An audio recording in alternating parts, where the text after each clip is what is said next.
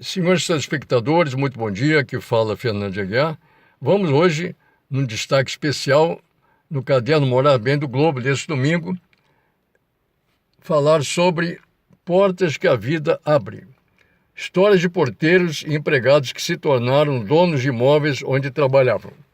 Aqui, um conhecido nosso, mudanças. Depois de tempos difíceis em que faz tudo do prédio e dormia ao lado da lixeira, Paulo Garcia de Souza, de zabumba na mão, ensaia no baú de seu caminhão em frente ao apartamento que comprou na Praça São Salvador, em Laranjeiras. Portanto, aqui, conhecido nosso, parabéns, Paulo Garcia, dessa belíssima reportagem do Jornal Globo, deste domingo.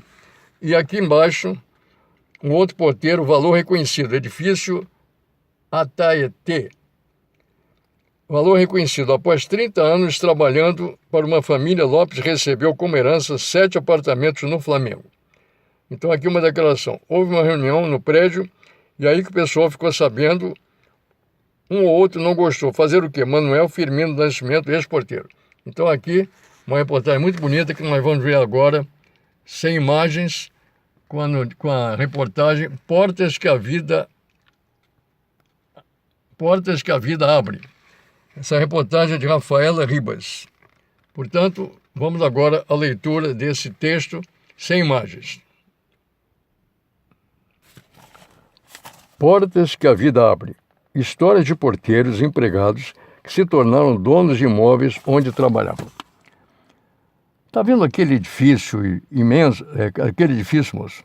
Ajudei a levantar. Foi um tempo de aflição. Eram 4 condução. 2 para ir, 2 para voltar. Hoje, depois dele pronto, olho para cima e fico tonto.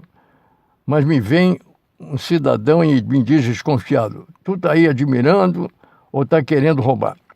Na música Cidadão, com letra de Lúcio Barbosa, e que ficou conhecida na voz de Zé Ramalho, o operário vai embora triste, sem poder nem mesmo olhar para o edifício que ajudou a construir. Já na história de Manuel Firmino do Nascimento, o Mosquito, o desfecho foi bem diferente. Ele não só ajudou a construir um prédio em Ipanema, como trabalhou nele como porteiro por 33 anos e ainda comprou um apartamento ali. Na próxima sexta-feira, dia 9 de junho, é comemorado o Dia dos Porteiros, e o Morar Bem foi atrás de histórias de funcionários que acabaram virando proprietários. É o caso de Mosquito, vindo de Campina Grande, na Paraíba, aos 17 anos, logo que chegou ao Rio de Janeiro, começou a trabalhar como pedreiro. E entre seus trabalhos estava a construção de um prédio na rua Nascimento e Silva. Acabou que pediram para eu ficar como vigia, e aí se foram 18 anos e mais 15 como porteiro, conta ele. Durante esse tempo, o então empregado do condomínio se dividia entre cuidar da entrada do prédio e fazer serviços extras de reforma, parte elétrica e encanamento, garantindo algumas economias. Mas o que realmente rendeu ao Mosquito uma boa quantia para, em 2008, pagar à vista um apartamento no mesmo prédio foram os investimentos na compra de terrenos e na construção de imóveis em sua terra natal, que tiveram um bom retorno financeiro. Quando comprei, ninguém sabia. Aí um dia teve uma reunião no prédio, meu nome apareceu, o pessoal ficou sabendo. A maioria gostou, um outro não gostou. Fazer o quê? Eu comprei com o suor do meu trabalho, lembra Mosquito. Hoje, o paraibano vive com sua esposa e 2 filhas, uma será advogada e outra médica, afirma com orgulho, em seu imóvel em Ipanema, e administra outros na Paraíba que sempre visita. Assim como Mosquito, Paulo Garcia de Souza construiu um patrimônio por meio de investimentos imobiliários. Aos 22 anos, ele veio do interior do Espírito Santo para o Rio de Janeiro, na esperança de uma vida melhor. No começo, eu dormia em um colchão ao lado de uma lixeira no prédio onde eu trabalhei, como faxineiro e faz tudo no Flamengo. Mas a vida dá voltas, e as voltas de Paulo foram pelas bandas do Jardim Primavera, em Duque de Caxias, onde investiu na compra e venda de imóveis. Da lixeira aos 2 quartos na Zona Sul. O dinheiro investido cresceu e ele pôde comprar um apartamento de 2 quartos em uma área nobre de Laranjeiras, bem perto de onde dormia no chão. Lá Paulo vive com a esposa e uma das 2 filhas. Segundo ele, o segredo para melhorar de vida é tentar gastar menos do que se ganha e saber aplicar as economias. É grande a emoção de ver como cheguei aqui e o que construí. Me sinto um vencedor, vibra o capixaba. Enquanto era porteiro e vigia, Paulo fazia bicos carregando mudanças. Deu tão certo que acabou montando uma pequena transportadora. Até hoje, ele leva e traz móveis, mas tanto o baú do caminhão quanto a sua vida encontraram outra vocação, a música. Entre investimento aqui e uma entrega ali, ele e seu grupo de forró ensaiam para os shows que fazem pela cidade no caminhão estacionado em frente ao seu apartamento. Tudo em família. Outra história com final feliz é a do José Câmara, o Zé, que trabalhou por 37 anos como porteiro, sendo 26 em um prédio no Flamengo. Campinense como mosquito, ele chegou ao Rio de Janeiro em um momento conturbado, às vésperas do golpe militar de 64. Depois viveu a hiperinflação das décadas de 80 e 90. Essa época era difícil, lembra ele. Zé também faz a matemática do economiza e dobra o trabalho. Mas, diferentemente dos colegas, não investiu em imóveis. Ele conta que sempre preferiu a educação das crianças e o conforto da família.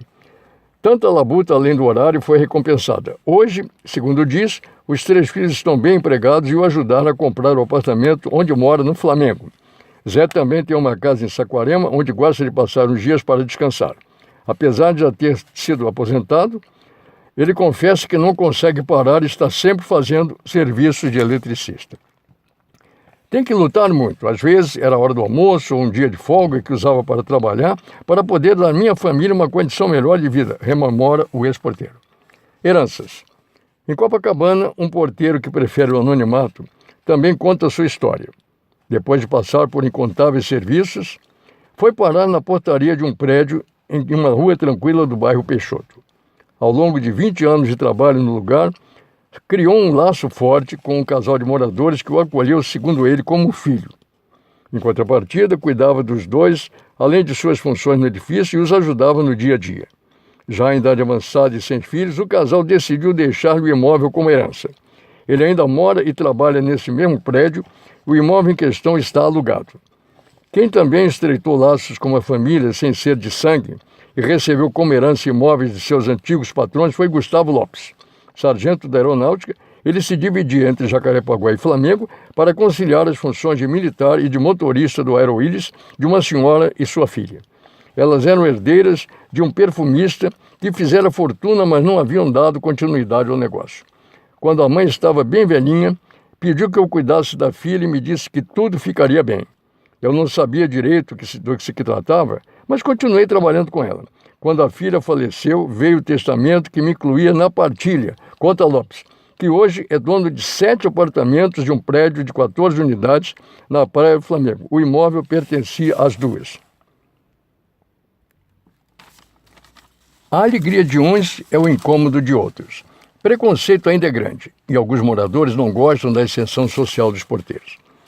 Conquistar o primeiro imóvel já é motivo de alegria. E se ele ainda for com uma alegria agradável, em uma área agradável e com algum significado, mais ainda. Nem todos, porém, ficaram felizes quando o comprador é o porteiro do prédio. No Brasil, ainda há muito preconceito. Embora hoje o patrulhamento contra casos de discriminação em prédios seja muito maior, ainda há incontáveis episódios de quem sofre humilhações por causa da profissão, origem ou raça. Por isso, ver que o empregado virou vizinho ainda causa estranheza em algumas pessoas. Enquanto alguns aceitam com naturalidade, para outros, a teoria do aceita que dói menos bate latente. Não raro, há prédios em que, por exemplo, continuam a exigir que porteiros, babás e diaristas usem apenas a entrada de serviço. A socióloga e professora do Departamento de Ciência Social da PUC, Rio, Sara Silva Teles, explica que essa exceção por meio na compra de um imóvel é mais comum e aceitável pela vizinhança, em bairros populares. Já na Zona Sul, o preconceito de parte dos moradores com poder aquisitivo alto, infelizmente, ainda é muito forte e constante.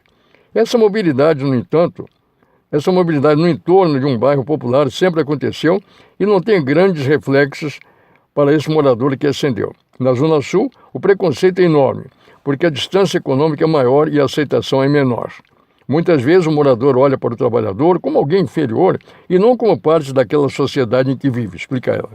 Segundo a socióloga, essa dificuldade em aceitar a ascensão de indivíduos de classes mais baixas ainda é resquício de um longo período de escravidão no país, o último a ter a abolição nas Américas. O Brasil é uma sociedade de muita desigualdade e as hierarquias ainda são muito rígidas, diz Sara Silva Teles. Como nossos pais. Sara, entretanto, aponta uma outra mudança que já está acontecendo e deve se intensificar nos próximos anos. Diferentemente da geração como de Mosquito, Paulo e José, que trabalharam muito e economizaram para conquistar seu patrimônio, a nova geração tem outros objetivos e outra voz. O nordestino, com mais de 40 anos, ainda vem dessa cultura de acumular para dar uma melhor vida à família. Já os mais novos, que estão vindo agora do Nordeste, querem viver mais a cidade além do trabalho. Outra característica é que os jovens de hoje tendem a estudar cada vez mais e a não ficarem quietos diante do preconceito. É uma tendência de diminuir a diferença entre as classes. Quanto mais estudo tiverem os mais pobres, mais difícil será barrar essa ascensão. Portanto, essa reportagem é muito boa no jornal O Globo de hoje, Morar Bem, nesse domingo, dia 4 de junho. Narrado por Fernando Aguiar, nesse dia especial, comemorando proximamente, que dia é? O Dia do Porteiro, que será agora, onde é que isso aqui? Dia 9 próximo, na próxima sexta-feira, dia 9, é o Dia do Porteiro. Portanto, parabéns aos porteiros e a nossa homenagem com essa gravação, com essa narração do seu amigo Fernando de Aguiar. E aqui estão mais uma vez, portas que a vida abre. Essa reportagem desse domingo do jornal O Globo. No caderno Morar Bem. Muito obrigado pela sua atenção e domingo que vem com novas reportagens, leitura do jornal O Globo. Muito obrigado e aqui se despede Fernando de Aguiar. Até lá.